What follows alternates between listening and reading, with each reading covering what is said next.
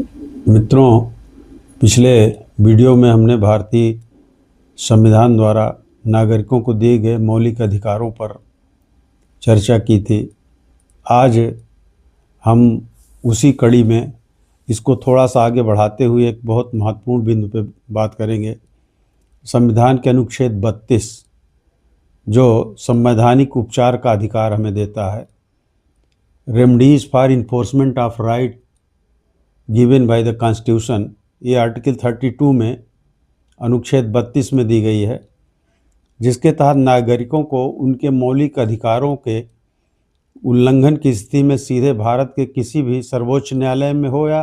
माननीय उच्च न्यायालय में याचिका दाखिल करके आदेश प्राप्त कर सकता है। न्यायालय के न्यायिक हस्तक्षेप की मांग करके कोई भी आदेश प्राप्त कर सकता है। चूँकि बाबा साहब डॉक्टर भीमराव अंबेडकर ने अपने पहले वक्तव्य में इस आर्टिकल को संविधान की आत्मा कहा था, और इस आर्टिकल को अगर निकाल दिया जाए तो नागरिकों को सुरक्षा प्रदान करने का विकल्प कमज़ोर हो जाता है, क्योंकि यह सुनिश्चित करता है कि मौलिक अधिकार केवल कागजों में नहीं होने चाहिए, बल्कि न्यायालय के सामने प्रभावी रूप से लागू भी होने चाहिए। संवैधानिक उपचार के अंतर्गत विभिन्न प्रकार की रिट याचिकाएँ माननीय सर्वोच्च न्यायालय एवं उच्च न्यायालय में दाखिल की जाती हैं, जिसके माध्यम से व्यक्ति, कोई भी नागरिक आदेश प्राप्त करके अपने अधिकारों की रक्षा कर सकता है, जिसमें मुख्य रूप से हैबियस कॉर्पस बंदी प्रत्यक्षीकरण, जो अवैध गिरफ्तारी या हिरासत से मुक्ति देने के लिए दायर की जाती है। नंबर 2, परमादेश मैंडमस की याचिका होती है, जो किसी भी अधिकारी के कर्तव्य कानून पूर्वक न किए जाने के विरुद्ध आदेश प्राप्त करने की इजाज़त देती है। नंबर 3, प्रोहिबिशन, नियामक या अवैध कार्यों को रोकने के लिए।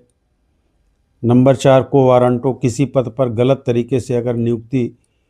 की जाती है तो उसके खिलाफ याचिका दाखिल की जा सकती है। नंबर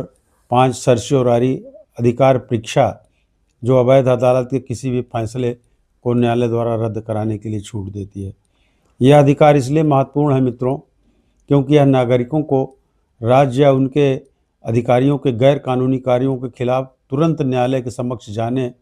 और वहां से उसकी अपने अधिकारों की रक्षा के लिए आदेश प्राप्त करने का अधिकार हमें देती है,